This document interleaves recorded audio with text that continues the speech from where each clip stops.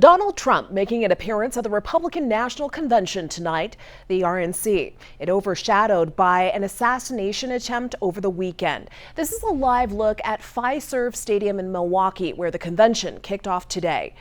Republicans formally nominated Trump as the GOP presidential candidate. At the same time, he announced Senator JD Vance of Ohio as his running mate. President Joe Biden calling Vance a clone of Trump when it comes to policy. Denver 7's Colette Bordelon digs into his stances on the issues.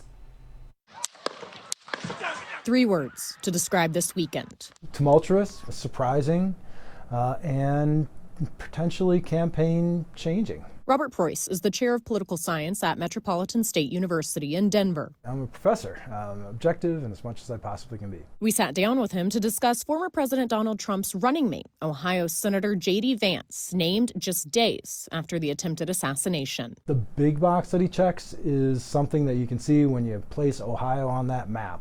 It borders Pennsylvania, it borders Michigan, it's close enough to Wisconsin to make a difference. Trump really only needs to win one of those in order to win the presidency. But who is Vance? He's known in Republican circles, certainly, and known in the Capitol. But for voters, yeah, he's going to be a new voice. He would be the first millennial in the White House if he were elected, 39 years old. Christy Burton Brown is the former chair of the state GOP. Being a military veteran, he cares about safe borders and has made a lot of speeches about that. I think his alignment with Donald Trump is going to matter as well to a lot of Republican voters. But in 2016, Vance was critical of Trump, wondering if he was America's Hitler. His tune has since changed dramatically. I think that's part of the reason that he's a smart choice for President Trump. Basically, he took someone who was originally hesitant to support him, who was suspicious of some of his positions, but who took the time to see what President Trump actually delivered for the American people in office. Vance is also known for his novel Hillbilly Elegy. It is the story of JD Vance growing up and the working class people around him. Shad Murip, the chair of the Colorado Democratic Party, sent us a statement. It says JD Vance supports a nationwide ban on abortion, including exceptions for rape and incest survivors, calls Social Security and Medicare roadblocks, and has endorsed a January 6th rioter for Congress. Vance is more interested in his politics than in supporting Coloradans, and we look forward to defeating him and Donald Trump this fall.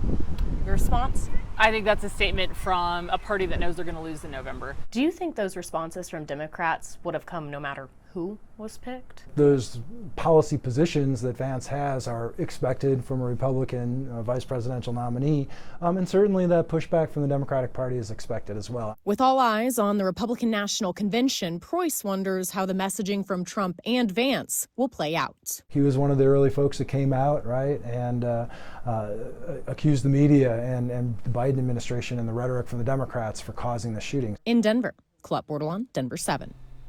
Meanwhile, Democrats are targeting the conservative agenda. Members of the Biden-Harris campaign and Democratic National Committee will host a press conference in Milwaukee tomorrow. They're criticizing Trump's approach to access to health care, Social Security, and Medicare.